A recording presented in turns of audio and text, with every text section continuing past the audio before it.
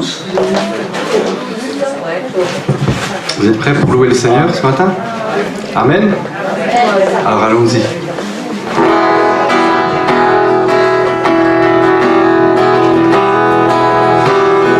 Je vois le roi de gloire qui revient sur les nuées, les nations tremblent, les nations tremblent. Je vois son amour, sa grâce,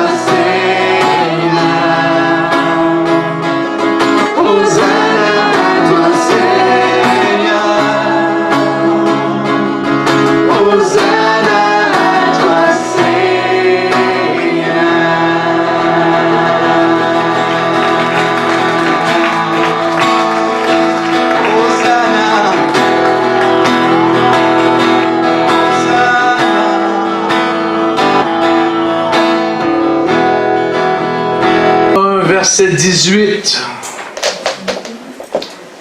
Et c'est de ça qu'on va parler pour la demi-heure, 3/4 d'heure qui reste. Parce qu'il y a le restaurant chinois qui m'attend. Oh! L'onction des Chinois m'attire beaucoup. L'onction asiatique, j'aime. Là, j'ai plus que ma dose de choucroute, de jambon. C'est jambon le matin, c'est jambon le midi, jambon, jambon, le soir et jusque dans la nuit. C'est la choucroute, c'est la choucroute. Là, on s'en va chez le Chinois à midi. Oh, aïe, aïe, aïe. Il y a de la compétition en Alsace au niveau de la nourriture, mais il n'y a rien de mieux qu'une bonne choucroute quand même. Bon, là, écoutez, il y a la choucroute alsacienne. Il y a de la choucroute apparemment dans le territoire de Belfort. Je ne sais pas si ça existe là-bas, mais ils doivent peut-être inclure du fromage dedans, quelque chose comme ça. Et puis il y a la choucroute en Lorraine. Oh, attention, j'en ai goûté une en Lorraine quand même. Oh, attention, attention. Oh, attention, Monique.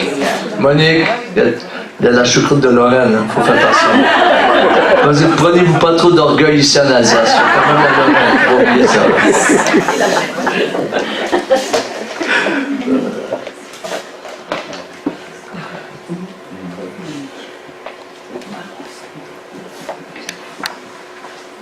L'injonction, cette traduction-là, pas trop fort. Pas fort, ça. C'est bon, mais le mieux, c'est le mot injonction. Le commandement ou l'injonction que je te confie, Timothée, mon enfant. Non, c'est un père qui parle ici.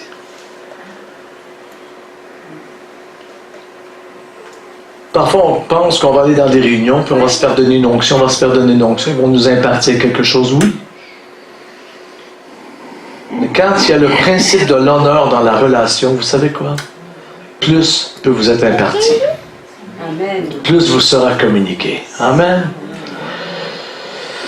Alors, selon les prophéties ou les messages des prophètes, énoncés précédemment à ton intention. Voyez-vous, les prophéties sont importantes parce que c'est ce qu'on va faire dans quelques instants. C'est que t'appuyant sur eux ou sur elles, ces prophéties-là, tu mènes le bon combat. En gardant la foi et une bonne conscience. On y reviendra peut-être si j'ai le temps. Cette conscience, quelques-uns l'ont perdue ou l'ont répudiée et ils ont fait naufrage en ce qui concerne la foi. Ça veut dire, vous voyez un peu ici comment les prophéties peuvent égarer des gens. Soi-disant, ont eu des appels, des paroles, puis ils se sont égarés.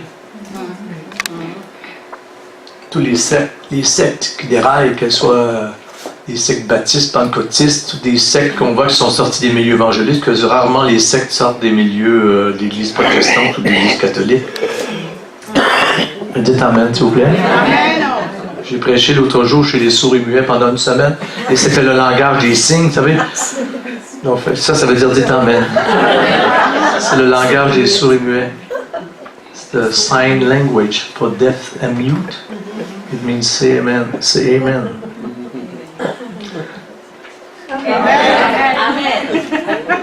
Bon, ça c'est chez les signes pour les sourds français, mais il y avait des sourds allemands. En allemand maintenant, les sourds et muets en allemand, pour qu'ils disent amen, il faut faire comme ça.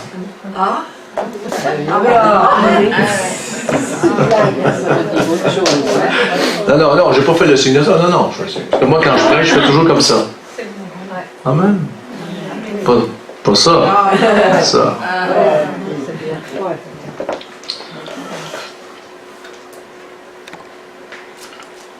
L'injonction. Les termes que Paul emploie ici pour parler à Timothée, ce sont des termes militaires.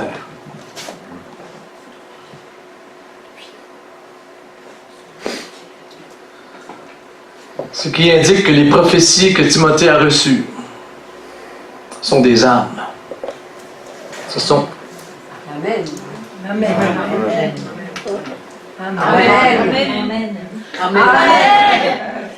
Bon, vous comprenez plus le français que l'allemand, je ne sais pas ce que je fais.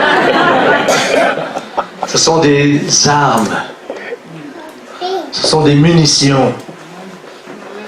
Ce sont des instruments légaux.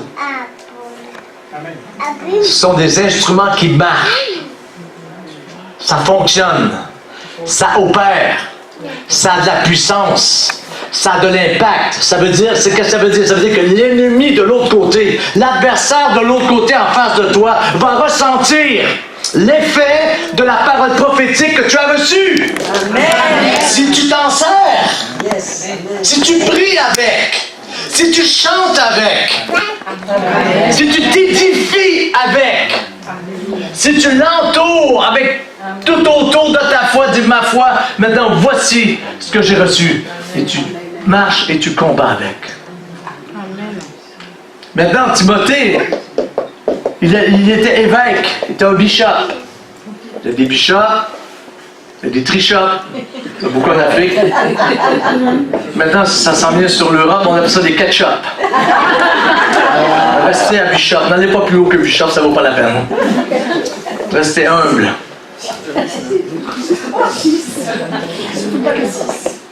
Non, Timothée était évêque, donc il y avait une charge de toute une ville, d'un territoire. Et beaucoup de gens, à cause de sa responsabilité, allaient vers lui. Et lui, Timothée, l'appel qu'il avait reçu était plus grand que ses moyens humains. Parce qu'il était jeune.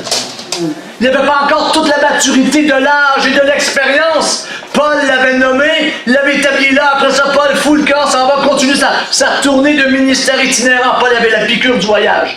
Un peu comme les gitans.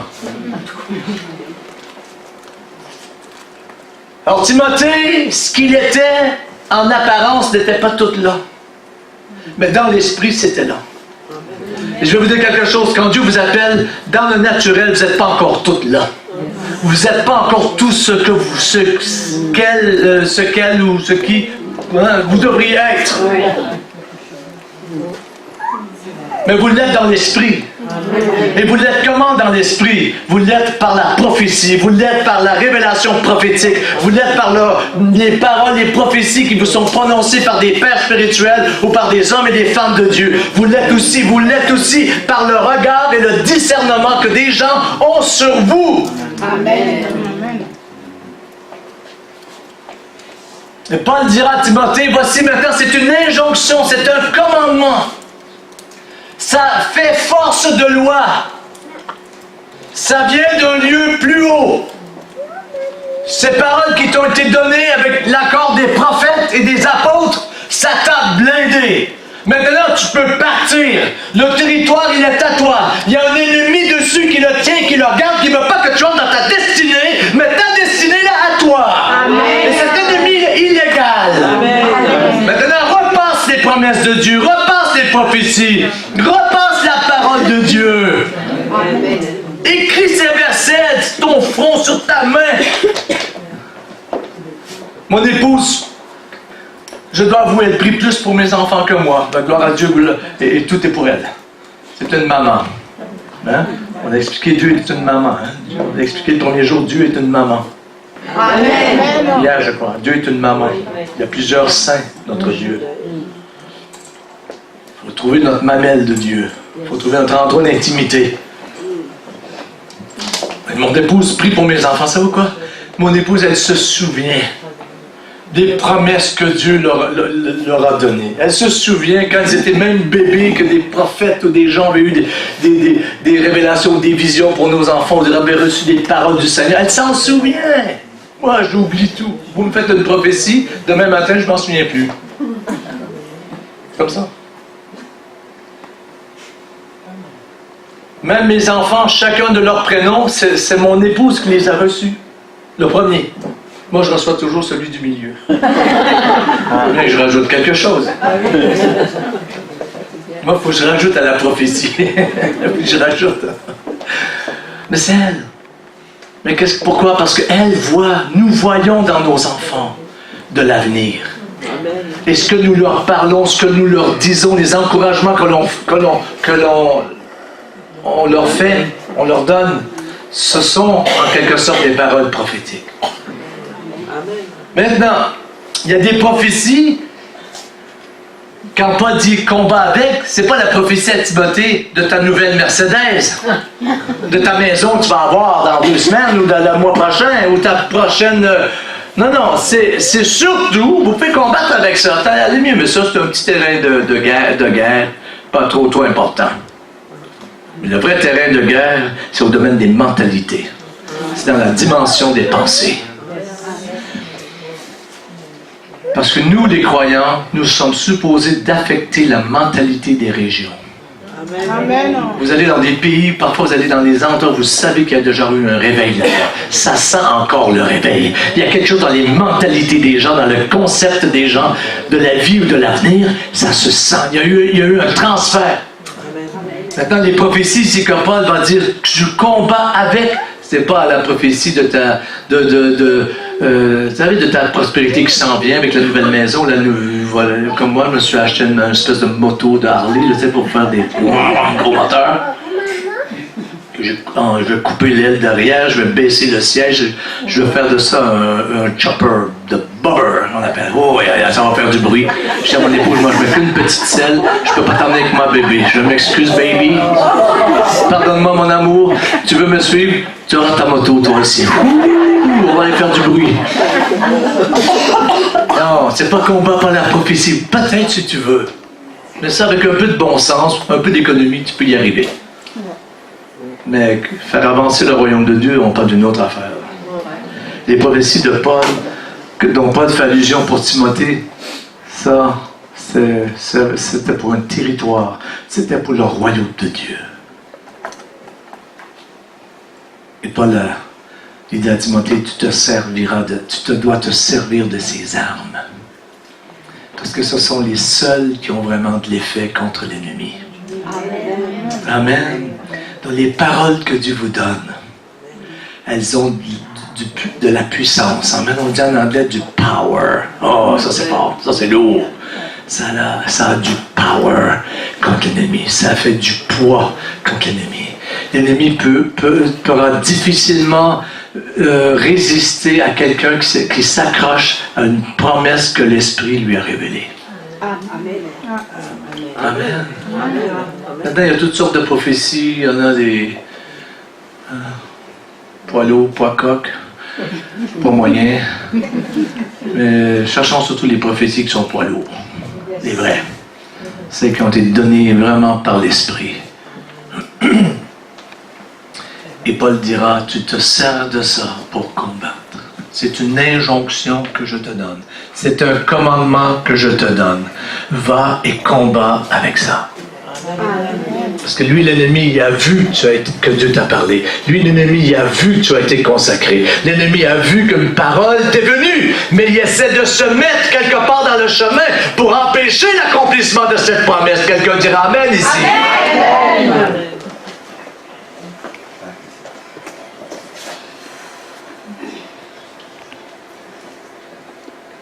Je prépare mon texte ici, en anglais et en grec.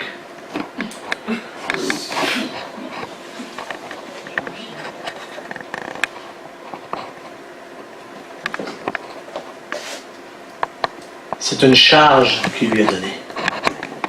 C'est quelque chose par derrière qu'on voit que c'est officiel. Les prophéties qui lui ont été données, il parle même à un moment donné, même des rouleaux et des écrits. Vous savez quoi? Les prophéties qui avaient été faites sur Timothée avaient été écrites. Paul est en train de lui dire, rouvre le rouleau et relis ces prophéties. Revis les moments de gloire où tu as été visité, où tu as fait un témoignage devant les témoins et devant les anciens, qui fut agréable et qui a été reçu de Dieu. Donc tu as été en accord. Souvenez-vous des prophéties avec lesquelles vous êtes en accord. Vous ne combattez pas juste comme ça, comme Paul dit, on ne frappe pas dans l'air comme un boxeur qui s'exerce. Non, nous sommes dans l'arène et nous sommes en train de frapper l'adversaire directement là où ça fait mal. Et plus on utilise les prophéties de l'esprit, les prophéties qui ont été ointes, les prophéties qui sont venues, mais vraiment dans des moments, comme on peut dire, kairos de Dieu. Mais je vais vous dire quelque chose, l'ennemi lui en ressent les coups de l'autre côté. Et c'est comme ça qu'on avance. C'est comme ça qu'on peut prendre des territoires. C'est comme ça qu'on peut entrer dans des accomplissements de promesses de Dieu pour nous. C'est comme ça qu'on entre dans les plans, les projets de Dieu qui ont été préparés d'avance pour nous. Ce sont des lettres de droit qui vous sont données. Vous pouvez entrer de l'autre côté, vous pouvez dire, ben ça ici c'est à moi. Amen. Vous pouvez entrer dans cette dimension spirituelle, tu dis, oh ben ça, le réveil ici, c'est pour moi. Amen. La bénédiction qui tombe, maintenant, moi, je la reçois. La pluie, oh, la pluie qui est là, moi, je me laisse arroser. Alléluia. Je reçois la semence, je reçois la provision pour semer, oh, pour travailler à ma moisson. C'est écrit dans notre endroit dans la Bible que tous les rois et les royaumes de la terre vont venir les donner à Dieu. Imaginez ça.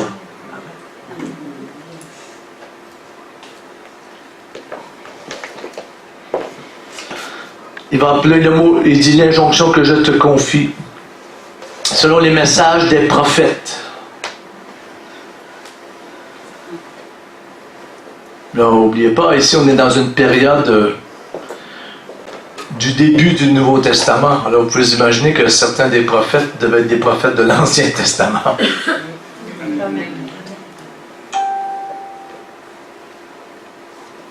Donc je veux dire que Timothée avait dû recevoir des prophéties assez... mais Paul ne va pas nécessairement demander à Timothée de prendre chaque parole, mais l'esprit de la prophétie. Comprenez-vous? L'esprit du message. Quand les gens prophétisent sur vous, ce qui est important, ce n'est pas nécessairement les paroles exactement qui sont dites. Comme voyez-vous, mon français, parfois j'ai des problèmes. J'ai grandi dans 2 langues. Je peux faire des erreurs. Mais c'est ce que l'Esprit vous dit pendant que je prophétise.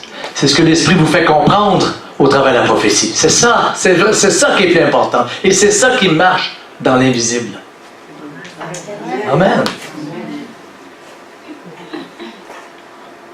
Vous parlez en d'autres langues, vous priez en d'autres langues, vous bombardez en d'autres langues.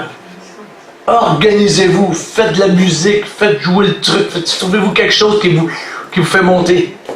Alors parlez en langue, parlez en langue, parlez en langue. Oui, mais je suis fatigué après 5 minutes. Après 5 minutes, donne-toi un beau coup de pied quelque part là et continue à prier. Continue à parler en langue. Tu vois, après quelques minutes, peut-être après 15 minutes, ça va commencer à faire toc, quelque chose qui fait de saturation, le plafond de la saturation va casser. Et là, tu passes à l'autre niveau. Mais les gens sont trop paresseux spirituellement parce qu'ils sont des bons chrétiens. Ils ne veulent pas faire l'effort. Et l'ennemi le sait, les gens qui n'ont pas fait des entraînements, qui ne sont pas en forme. Il le sait, lui. Les démons le savent, si vous êtes en forme spirituellement. Les démons le savent, c'est quoi qui joue dans votre tête, avec quoi vous nourrissez votre homme spirituel. Avec quelle pensée vaine, si vous êtes beaucoup dans des pensées spirituelles. Il sait, lui, l'ennemi, dans quelle atmosphère vous êtes. Il sait, lui, parce que lui, il vous sent, lui. Lui, il sent la sainteté chez quelqu'un. Oh, il se tient loin. Il n'aime pas ça, il ne peut pas rester là. Il sent la gloire. Il sent ça, lui, la lumière de Dieu. Oh, alléluia. Non, vous priez, vous parlez en langue, vous vous édifiez vous-même sur votre très sainte foi en priant par le Saint-Esprit. Oh, mais dans l'église, il faut faire attention, il faut que quelqu'un interprète. Ça, c'est pour les prophéties qui viennent d'un message en langue qui doit avoir de la traduction. Oubliez tout ce qui est dit, c'est faux, ces enseignements-là. C'est fait pour vous lier, c'est fait pour que vous restiez encore dans votre mentalité de penser en français, Amen. Au lieu de penser spirituel. Il faut toujours être à la mamelle des pasteurs, être à la mamelle des ministères, plutôt que d'être à la mamelle de Dieu. Amen. Amen. Vous priez, vous vous édifiez, vous vous fortifiez vous-même. Vous-même. Vous-même. jusqu'à ce que la bombe explose, jusqu'à ce que le capot en haut, le toit, boum, lève. Amen. Vous pratiquez ça souvent, vous pratiquez ça régulièrement. Vous allez voir, mes frères, vous allez voir, vos femmes vont être encore plus amoureuses de vous. Oh, parce que les femmes, elles aiment les hommes d'onction. J'entends pas beaucoup dans le même, mais ça... Mais ça, c'est la même chose. Vous aussi, maintenez-vous dans l'esprit, maintenez-vous dans l'onction. Vous allez voir qu'est-ce que ça change dans le foyer, qu'est-ce que ça change dans la famille. Vous allez voir, vos enfants vont voir Dieu en vous, vont sentir Dieu en vous. Oh, souvent nos enfants ne nous voient que dans le naturel, mais ils nous voient chrétiens, pour pas dire employer un autre mot sans le E. Hein, mais ils nous voient, oh, c'est ça, ça va être ça. Non, vos enfants veulent voir que vous avez marché avec Dieu, veulent voir que Dieu vous a parlé. Les gens autour de vous ont besoin, c'est nécessaire pour eux. Amen. Vous pouvez choisir d'être toujours vous au bénéfice des gros ministères d'onction et du système de la machine de l'Église, comme vous pouvez devenir la partie du royaume de Dieu qui avait de l'effet et de l'impact tout autour de vous. Oh, Dieu de moi. Amen. Amen. Il y a du combat avec ces prophéties.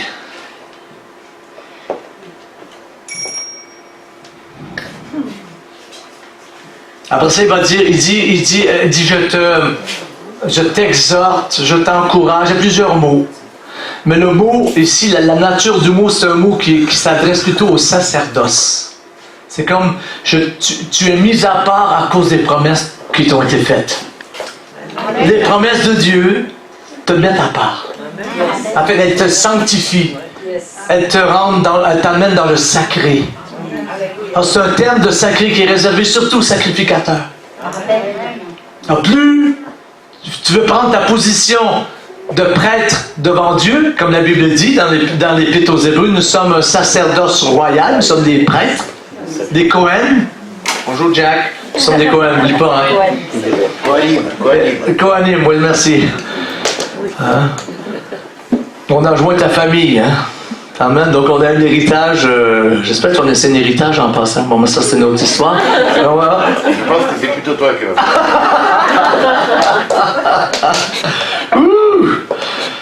Non mais il dit ça parce que en fait c'est une guerre mais pour protéger ce qui est sacré, pour protéger ce qui est royal. Et le royaume, il est dans le cœur des gens. Le royaume, il est dans la pensée des gens. Vous savez, le royaume est plus grand que l'Église. J'espère que vous avez déjà compris ça. L'Église n'est pas le royaume. L'Église, elle est dans le royaume. Le royaume est bien plus grand que l'Église. L'Église, elle a 2000 ans. Le mot Église en grec veut dire parti politique. Qu'est-ce que ça veut dire, Église en grec? C'est pour ça que quand l'Église devient religieuse, ça devient la politique. On retrouve la même affaire. C'est vrai. L'Église, c'est ecclésia en grec. Oui. Ce sont des gens qui ont à cœur le bien de la ville, le bien d'un lieu. Quand Jésus a parlé de l'Église, il parlait d'un groupe qui se formerait pour être une force dans le monde, mais dans le monde spirituel aussi. Amen, alléluia. On ne n'irai pas trop loin là-dedans. Mais parce que nous sommes une nation sainte, un peuple élu. Nous avons été mis à part. Oh, alléluia. Nous sommes, oh, alléluia. Et Timothée, Paul lui dira maintenant, voici, à cause de ça, à cause de ce dépôt sacré qui a été mis en toi, garde les promesses de Dieu. Marie, l'ange lui disait des choses, elle ne comprenait absolument rien. Mais la Bible nous dit, elle gardait toutes ces choses précieusement dans son cœur. Le père de Jean-Baptiste, il a voulu parler. Et l'ange lui a coupé le sifflet. Toi, tu vas parler avant ton temps. Ce que tu vas dire, ça va causer la confusion dans le monde spirituel. Ça, c'est comme un peu Joseph, le fils de Jacob. Il avait des révélations, il voyait l'avenir, lui. Il savait ce qui se passerait, mais il racontait, il était jeune, il avait 15-16 ans. Il racontait à ses frères, « Je vous ai vu, vous tourniez... J'étais là au milieu, moi assis, retournez-vous, vous tournez, vous êtes même agenouillés. Wow, j'étais une grande étoile, vous étiez des petites étoiles. » Jacob, il dit, arrête ça. Puis lui, Jacob, il savait qu'être prophétique, ça attire des guerres. Oh, quand vous êtes prophétique, vous êtes déjà sur le terrain de la guerre, je peux vous dire.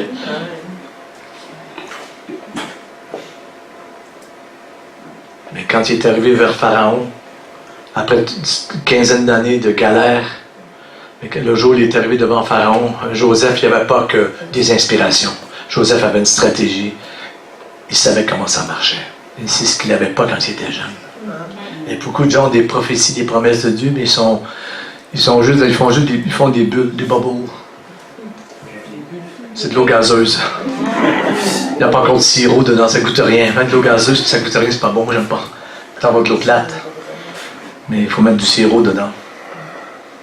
Et Joseph, alors, quand il a eu une trentaine d'années, là, il avait de la maturité. Là, il savait quoi faire. Là, il pouvait combattre. Qu'est-ce qu'il a fait? Il est allé construire. Le royaume. Amen. Le royaume est plus grand que l'Église. Quelqu'un qui n'est pas encore sauvé, mais qui est dans le royaume, Dieu peut l'utiliser avant qu'il soit sauvé. Amen. Parce que lui, Dieu, ne voit pas les gens comme nous, on les voit dans notre dimension à nous. Dieu n'a pas de temps. Il voit la fin d'une chose avant son commencement. Il connaît d'avance les plans qu'il a pour nous, les projets qu'il a pour nous, des projets de paix, et non de bonheur et non de malheur. Avant que je fusse né, tous les jours de ma vie, tu étais inscrit dans la paume de ta main. Avant même que tu fusses né, tu fusses conçu dans le sein de ta mère, je t'avais appelé, je t'avais consacré, je t'avais fait de toi un prophète des nations. Oh, mais Seigneur, que vais-je faire? Je suis qu'un enfant. Ne dis pas je suis un enfant, car tu iras là où je t'enverrai. La preuve, vos prophéties vont vous emmener dans un territoire. Et tu diras le message que je te dirai. La preuve que vos prophéties vont développer en vous un vocabulaire. Et faire sortir de vous un message qui va inspirer les autres, être dangereux pour le royaume du diable. Là, il dit ça là, ça te met à part. Donc c'est un dépôt sacré. Il dit en même temps, il dit ce que tu as reçu là, ça résonne, il faut que ça résonne. La guitare de notre frère, hier, il y avait une corde ou deux qui était désaccordée. Ça résonnait mal. Et il dit, donnez-moi une minute, je vais l'ajuster. Oh, c'était mieux. Tu peux avoir la meilleure voix, avoir le meilleur chant, mais si ta guitare est désaccordée, mon ami, ça ne marche pas. Alors, de s'édifier avec les prophéties, c'est d'être capable de comprendre, de saisir la pensée maîtresse de Dieu au travers de tout ça. Et d'avoir une bonne évaluation du temps que ça peut prendre. Pour être un peu logique quelque part. Pour pas tout casser autour et entrer dans des batailles religieuses humaines qui ne serviront à rien. Amen. Mais il faut que ça fasse de la résonance. Il y a un mot aussi dans le texte qui ressort, c'est le mot résonance. C'est une famille de mots. Que ce soit en harmonie. Amen. Travaillez avec les prophéties qui sont en harmonie. Travaillez avec ce qui fait de l'harmonie. Comment ça vient l'harmonie? C'est quelque part les paroles qui vous sont données ou les promesses que vous allez chercher dans la parole de Dieu, les visions que vous avez la nuit. Ben, quelque part, des gens qui ont de la carrure ou des gens qui ont un bon discernement vont s'accorder avec vous, vont vous les confirmer. Amen. Ça résonne bien. Amen. Tu sais, parfois on rencontre des chrétiens, puis là, ils veulent se mettre un peu à notre hauteur, comme des gamins dans la cour d'école qui veulent aller jouer dans la cour des grands. Des ministères comme ça en France, je nommerai pas les noms, mais ils sont très connus, ils ont beaucoup de talent, mais c'est encore des gamins qui veulent jouer dans la cour des grands. Donc, des fois, quand ils parlent, ils sont un peu en dehors de leur pompe. Il y a des gens qui me racontent, moi j'ai une révélation, tu l'écoutes, il me semble que ça ne va pas avec le niveau que je sens ou la personne que tu as l'air d'être. Alors parfois, ayons de l'humilité. Mais du combat avec. Garde ta promesse. Il y a des gens qui les ont écrites dans des livres, toutes les prophéties, les révélations, les sermons qu'ils ont entendus, que Dieu les a interpellés. Waouh, alléluia! Et ils combattent avec ça. Quand l'ange était apparu à mon grand-père, il lui avait parlé.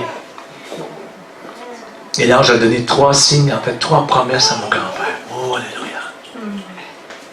Et la dernière promesse, on disait toujours, ben, grand-papa, dites-nous.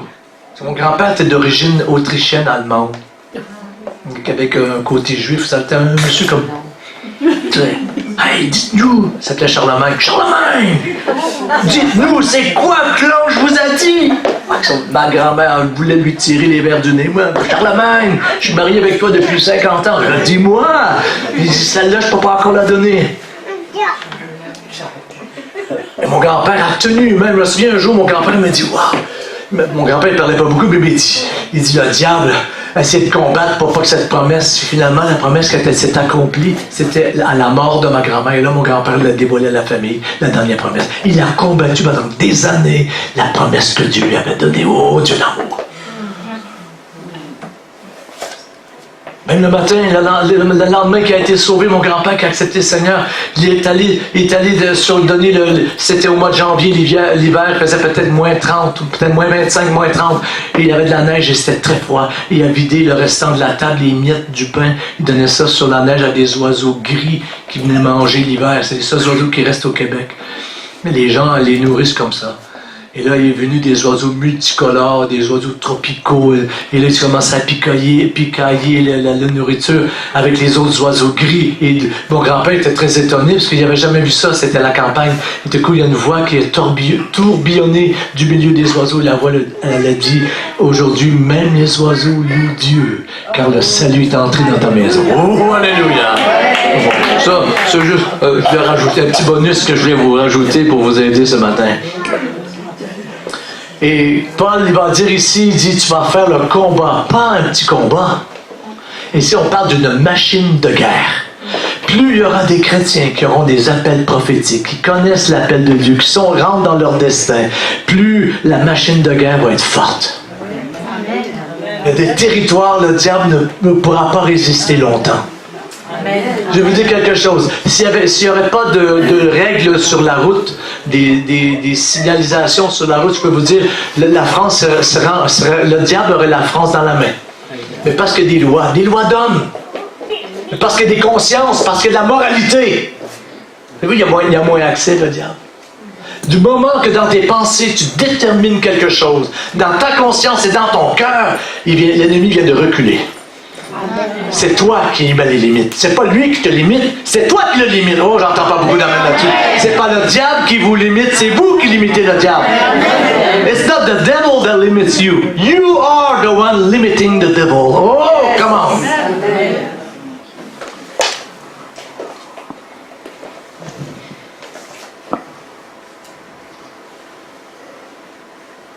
Il va lui dire de garder la bonne conscience.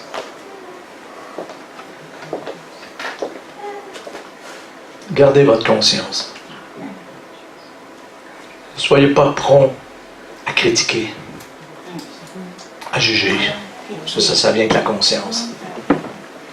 J'ai vu plein de ministères. J'ai vu, comme John d'ailleurs et Steve et Jacqueline, on a vu plein de ministères. On a côtoyé des grosses pointures de l'Évangile. Je peux vous dire des grosses pointures. Vous continuez à lire leurs livres, à regarder leur émission de télé, rêver un jour vous serez avec eux. Mais nous, on a été avec eux. Je vais vous dire, voulez-vous être déçus? Parce que eux, c'est la même chose que vous et moi. J'ai vu parmi eux, souvent parmi ces grands prédicateurs-là, ça parle beaucoup contre les autres lorsqu'ils sont ensemble. Ça, c'est la chose que j'ai remarqué le plus. C'est pour ça que les pasteurs, les grands ministères, que ça soit ensemble, j'aime moins ça. Moi, je suis moins attiré à ça. Jacques peut vous dire, quand on est sur la route, je dis toujours à Jacques, je préfère qu'on soit plus à part. Souvent, ça finit par un tel a dit ça, l'autre a dit ça, le péché d'un, puis sa femme l'a laissé, puis il a trompé l'autre, là tu ramasses. En une demi-heure, une heure, tu as tout le négatif de ceux que tu avais admirés. Paul il dit, garde une bonne conscience. Garde une bonne conscience. Parce que l'ennemi va venir t'attaquer, pas toujours comme ça dans les airs, dans l'invisible, dans tes pensées. Il va venir t'attaquer par les paroles qui sortent de la bouche de ceux qui ont un accès proche de ta vie. Souvent, le diable se servira des personnes les plus près de vous. Il a pris Judas. C'est pas Jean qui était le plus près de Jésus, c'était Judas. De tous les disciples, les apôtres de Jésus, Judas était celui qui connaissait le mieux Jésus. C'est pour ça que le diable l'a choisi. Lui a compris, il n'a pas aimé ça. C'est à lui que les pharisiens avaient accès. Faites attention dans vos cercles de relations. Qui sont leurs amis, eux ou elles? Qui les influence, eux ou elles? Moi, je vois, il y a des gens, je sais qu'ils m'aiment, mais je sais qu'ils sont en relation avec d'autres personnes qui, eux, me détestent, ne supportent pas mon ministère. Je le vois, je le sens parfois. Ah, il y a quelqu'un qui t'a parlé contre moi, je le sens dans l'air. Tu sens la personne est comme divisée. C'est dur de s'accorder qu'une personne comme ça. Il faut avoir une bonne conscience devant Dieu. Amen. Dites Amen quelqu'un ici. Amen.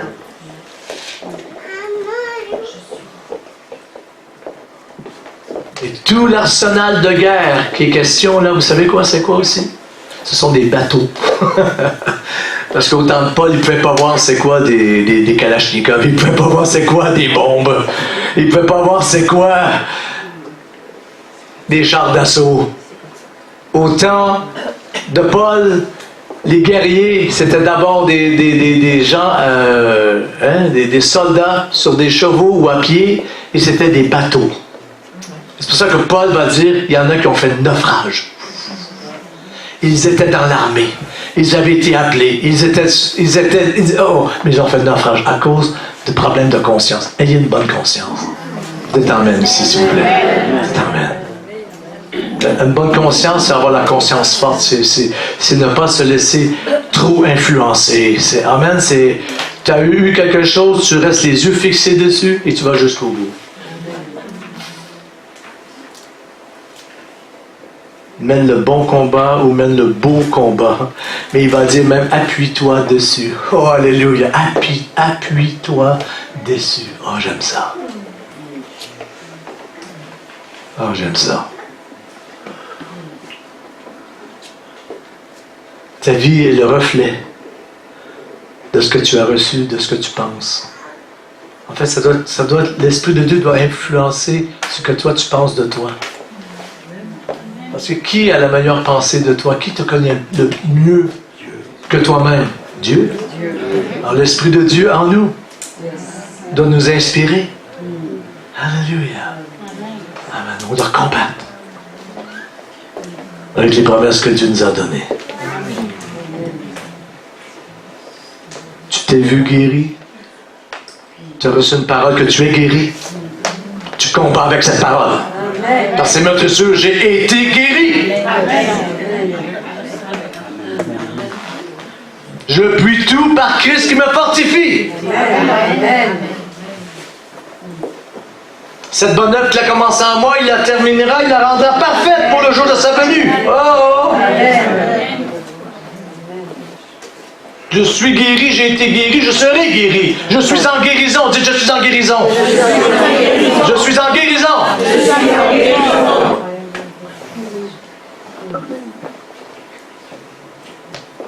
I am being healed. It's a process. I'm holding on the promise of God. Et Dieu cherche des hommes et des femmes qui ont reçu de lui des promesses, qui ont saisi ses promesses et qui les désirent, qui les font venir, qui les attendent. À la limite, même ils s'impatientent. C'est pour ça que j'ai dit ce matin, arrêtons d'être satisfaits de notre petite église, de notre petite vie chrétienne. Non, moi j'en veux plus. Moi j'en veux plus. Oh, tout d'amour. Et j'en veux plus. Vous dites, oui, mais toi, Michel, tu prêches partout dans le monde, 4-5 fois par semaine, un peu par toutes sortes de pays. Vous savez quoi, plus j'en vois, plus j'en veux. Plus j'en vois, moi je suis satisfait. Oh, il y a quelque chose de plus, il y a quelque chose de mieux. Oh, il y a quelque chose de super. Oh, il y a quelque chose qui s'en vient. Ça ne peut pas être juste ça. Oh, Dieu d'amour. Pourquoi? Parce que j'ai une promesse de Dieu. Je vais voir la gloire de mon Dieu sur la terre. Alléluia. Dieu d'amour.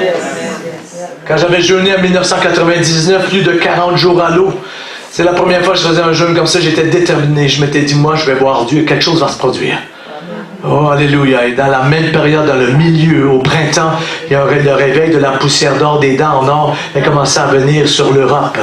Et moi, j'avais des réunions prophétiques en Belgique. Et dans le milieu de l'après-midi, j'ai entendu la voix de Dieu qui m'a dit, ce soir, je vais glorifier mon nom dans la bouche de mes enfants par de l'or et de l'argent.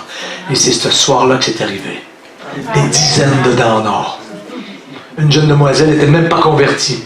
Elle en a eu 12 dans la bouche. 12 plombages en or. Sa mère l'avait emmenée à la réunion pour que je prophétise sur elle pour qu'elle vienne au Seigneur. Et sa mère lui disait, ben, dis quelque chose. Fais quelque chose.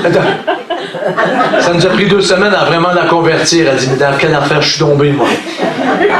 Même le secrétaire de la Fédération protestante de France vient dans ma réunion pour vérifier l'affaire. Si c'était vraiment, si c'était la route, mon affaire, et lui-même ressort de la réunion avec un plombage en or. Oh Dieu! Un pasteur d'une église italienne, là-bas à Grenoble, il est le père du jeune Valbon qui fait partie du groupe que vous avez chanté le chant tout à l'heure avec Samuel Olivier. Amen. Et le père, c'est un pasteur à Grenoble, pasteur Valbon. Il a eu 7 couronnes en or, mais des grosses, massives couronnes en or. Oui, lui, il en voulait pas. Et le monsieur Pierre Truchel, à l'époque, qui est encore vivant, il dit, oh, Michel, ben, il dit, quand même, ça, c'est fort. Il dit, ça, c'est vraiment, là, ça, on ne peut plus rien dire. Oh, Dieu va vous blinder. Parce que tout ce que vous avez besoin, c'est recevoir une parole de Dieu. Pas 10, pas 20, une, c'est suffisant. Tu prends la parole et tu cours avec, comme le prophète. La Bible dit dans le livre du prophète. Prends la parole et cours avec. Comme un messager. Comme quelqu'un sur son cheval qui part, il s'en va avec la promesse. Ayez une promesse de Dieu. Ayez un rêve de Dieu. Oh, et nourrissez ça par les prophéties, par les autres promesses de la Bible. Et nourrissez-vous. Et prenez tout ce qui est positif. Et foutez-moi le négatif dehors. Oubliez, parce qu'il y a tellement de monde négatif. Le dernier endroit qu'on en a besoin, c'est dans l'église ou c'est dans nos cercles de relations. Choisissez vos relations. Restez en relation avec des gens qui sont dans l'amour, qui sont pour l'avancement du royaume, qui sont dans le positif. Amen. Oh, alléluia. Et combattez comme ça. Et avancez comme ça. Oh, Dieu d'amour. Et apprenez à être dans l'esprit. Que quand quelque chose est demandé, ou par exemple quand une offrande est demandée, vous n'êtes pas en train de vous dire encore, oui, mais vous avez toute la vieille machine qui commence à, l'armée de l'ennemi qui commence à se lever par le raisonnement pour vous empêcher d'agir par la foi et de poser des gestes de foi. Voyons, comme si on aurait tout besoin de demander des offrandes à tous les réunions. On devrait même en avoir une au début, puis il y aurait des milliers d'euros dedans. On n'a pas besoin de refaire à chaque réunion parce que les gens réfléchissent encore trop. Amen. Et l'armée qui se lève contre les promesses de Dieu dans votre vie, hein, c'est pas nécessairement des démons là, avec des cornes de l'Halloween, ou la belle-mère, ou le beau-père, ou la fameuse belle-sœur. Non. Ou le pasteur religieux. Non. L'armée, le campement est ici en haut. Dans le domaine du raisonnement, dans le domaine humain. C'est cette armée qui se lève. Mais si vous agissez, vous faites ce que Dieu vous dit par l'esprit, ben l'armée vient de tomber sur le derrière. Amen. Dites Amen. Amen.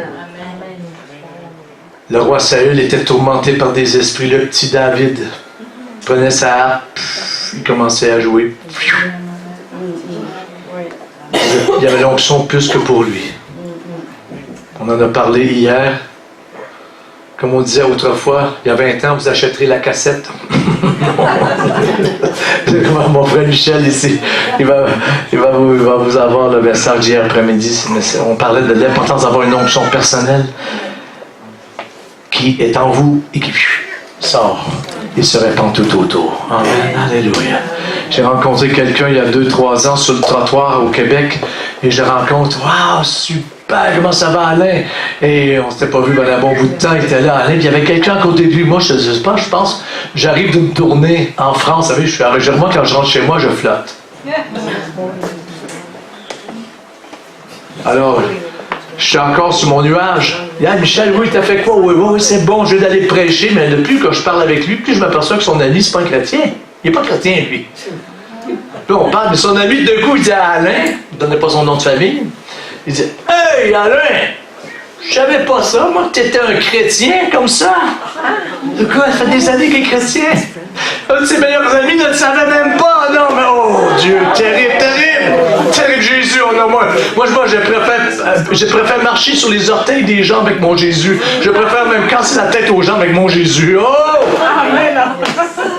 Que cacher mon petit Jésus, cacher là, mon petit Jésus dans ma poche. Mon petit Jésus. Jésus. C'est Jésus son nom. Amen, alléluia. Je vais prendre mon petit déjeuner dans un restaurant au Québec. On appelle ça, nous, un snack bar. C'est pas un bar, c'est un snack bar. C'est un comptoir pour s'asseoir manger. Du déjeuner, les œufs, le bacon, tout le truc. Quand que le patron me voit arriver, les gars un peu vulgaires, vous savez, ils sortent un peu des trucs un peu salés des fois, mais bon. Je me sers de lui pour évangéliser. Je vais vous montrer comment je fais. Hey, preacher, il m'appelle preacher. Hey, preacher. Déjà là, quand il dit ça, ça devient plus calme dans le restaurant. Il y a un preacher ici. Il dit en anglais, en plus, on est Québécois. Ça les impressionne un peu. Preacher. Ah oui, bonjour, bonjour. T'arrives de où, là? Ah, j'arrive de... Là, les gens sont curieux, parce que moi, j'ai vu sur Facebook, plus je mets des photos des pays, des villes que je vais, plus j'ai des likes. Plus j'ai des gens qui me suivent. Quand j'en mets pas, je dis, oh non, on veut savoir où tu vas. Les gens sont un peu curieux. Pour pas employer un autre terme, les gens sont curieux. Ils aiment ça tout savoir, ta vie, tes affaires, mais on leur montre les bonnes affaires. On fait comme Osborne, il dit, oh, moi je parle jamais de mes défaites, je parle que de mes victoires. Là, tu regardes son ministère, tu dis, waouh, lui c'était vraiment de gloire en gloire. Non, mais il y a eu des défaites, mais il nous en parle pas. Il dit, ouais, preacher, t'es allé où? Ah, oh, j'étais en Europe. Europe, ouais. Comment ça a été? Ah, moi, je dis, oh, super, Dieu a agi avec puissance. Ah, là, c'est le silence total dans le restaurant. Je pense qu'il y en a qui s'étouffent avec leur bacon dans la bouche ou la gorgée de café. Ah, parfois, il limite ses questions parce qu'il ne veut pas démarrer une histoire dans le restaurant. Amen.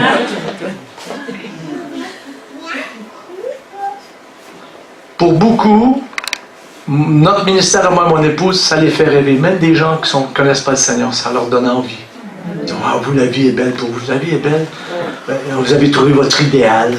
Vous avez trouvé votre... C'est vrai? L'école nous appelle, il y a plusieurs années de ça, quand on était rentré au Québec, nos enfants, il y avait des cours de géographie ou d'histoire, les enfants, ils savaient plein d'affaires. On était allé là-bas, on était là, on est allé là-bas en Australie, on a mangé les fourmis, tout ça, on a appris à manger les trucs de la terre. Les professeurs téléphonent, mais vos enfants, et c'est vrai ce qu'ils disent? Que les gens du monde vous envient. Amen. Qu'ils aient envie du Dieu avec lequel vous marchez. Alléluia. Quand ils sont malades, ils viennent vous voir. Quelqu'un est venu nous voir l'autre jour, quand il est à la porte, demande à mon épouse, pourriez-vous m'aider? Je suis malade. Viens t'asseoir ici. Nous, on va prier pour toi. Notre Dieu va te guérir. Une autre dame, toute dépressive. Mon épouse va chez elle, parce qu'un de mes garçons, il fréquente leur fille. Et elle dit, oh, on a entendu dire, vous êtes toujours partis, vous êtes des prêcheurs. La dame dit, moi, ça va pas. Ma femme a dit, n'en dis pas plus, ferme tes yeux. Tu crois à la prière? Elle dit oui. Tu voudrais que je prie pour toi? Elle dit oui. Non, elle dit, je veux prier pour toi maintenant, pas quand je vais partir chez moi, faire une belle prière. Je vais être à l'église. Non, maintenant. Oui, ok. Et ma femme m'impose les mains, se met à prophétiser sur elle, la dame tombe en sanglots.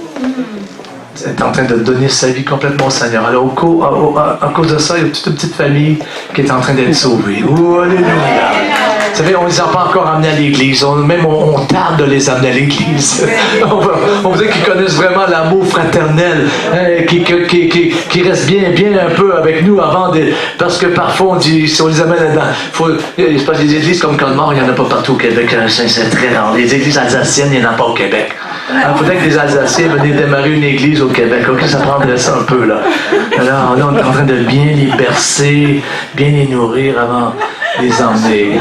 Alléluia. Même on est en train de se dire, peut-être qu'on devrait démarrer des groupes maisons, nous aussi au Québec, tant qu'à faire. Hey, et laisser le feu se répandre de lui-même. Amen. Vous combattez avec les promesses que Dieu vous a données. Et ce que vous allez combattre, c'est presque même pas à l'extérieur, c'est tout ici. C'est vous surpassez, vous, au niveau de votre mentalité, des impossibilités. Oh, alléluia. Et laissez le passé derrière, le passé qui vous a forgé, le passé évangélique qui souvent a créé plus de doutes, d'incrédulité en vous, que ça aurait dû vous donner de la foi, mais ça donne de l'incrédulité. Vous avez déjà vu ça, des églises, où vous allez dans une église, vous aviez plus la foi avant la réunion qu'après la réunion. Oh! Je crois que c'est pas le cas ici, hein. Mais il y a des églises, on a plus la foi avant la réunion, on a moins de foi à la fin de la réunion qu'on avait au début de la réunion. C'est pas cette affaire-là! Oh! C'est vrai. Il y a des gens, vous êtes avec eux, dans leur présence, on dirait que votre foi baisse. Ils vous siphonnent toute votre onction. Vous sentez pas, vous êtes comme pas capable de parler de vos rêves, on dirait que c'est comme des pompiers, ils vont arroser le feu pour l'éteindre. C'est vrai.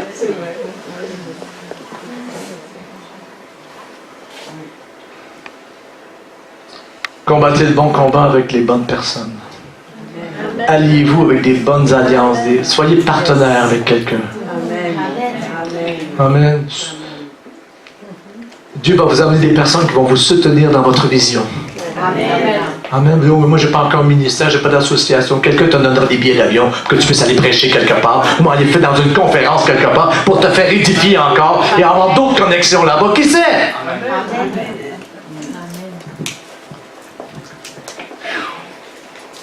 Dieu d'amour.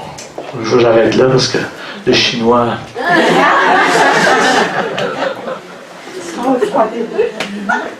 Maestro.